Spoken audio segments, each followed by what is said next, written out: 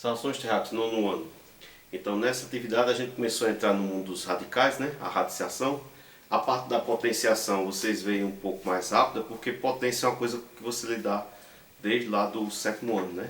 Embora que você também já viu raízes, né? A radiciação em outros anos, mas você fica limitado entre o sétimo e oitavo, né?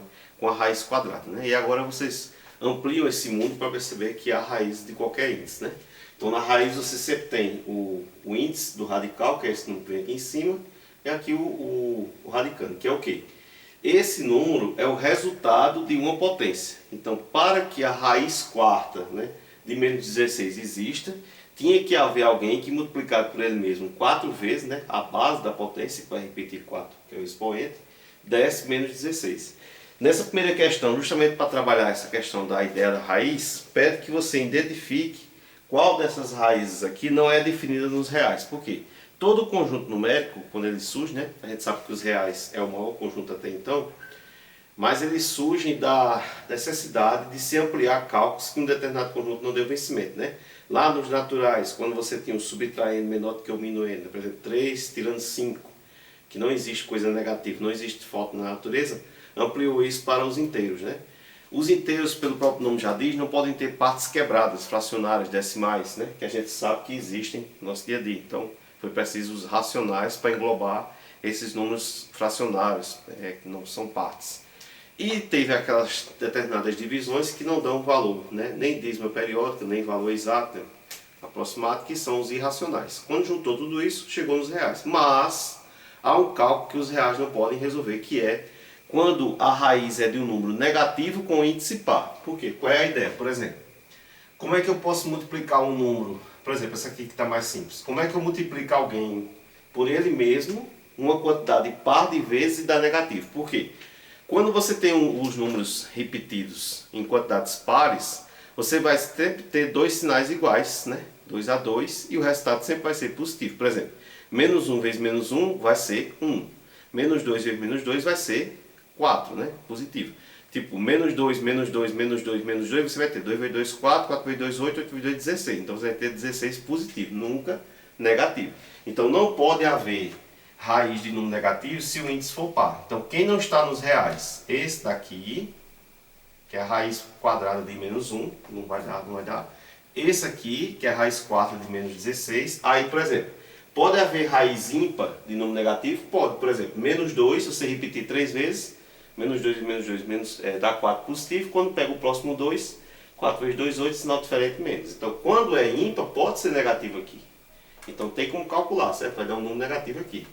Esse aqui vai ter como calcular, esse tem como calcular e esse de novo, no mesmo caso, né? É um índice ímpar, no número negativo dá certo.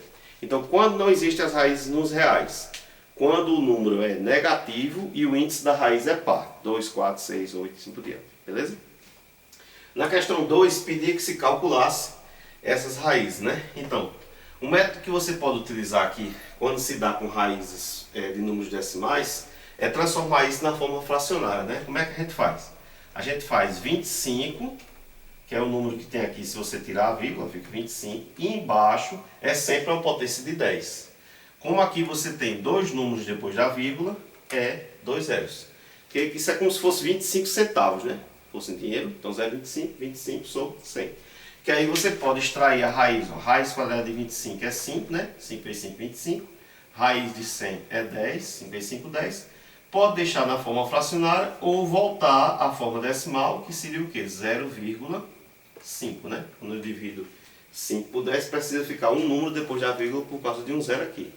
Então perceba que raiz é quando é com números decimais, né, meio que inverte, porque a raiz de 25 centavos, se fosse em valor, seria 50 centavos, né? Então tenha cuidado com números decimais, fração, negativos, são coisas que invertem muito aquela lei natural da nossa mente. Aqui o mesmo sentido, raiz cúbica, aí eu deixo 8, que é o número que fica aqui se eu elimino a vírgula, né? E embaixo vai ser 3 zeros, porque tem 3 casas aqui, ó, 1, 2, 3. Então eu vou ter a raiz cúbica de 8 é 2, 2 vezes 2, 4 vezes 2, 8.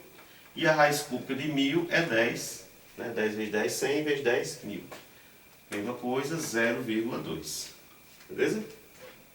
Aqui, ó, é para praticar, ó, quando a raiz tem o expoente igual ao índice da raiz, você cancela, que é como se fosse uma divisão, vai sobrar menos 8, certo?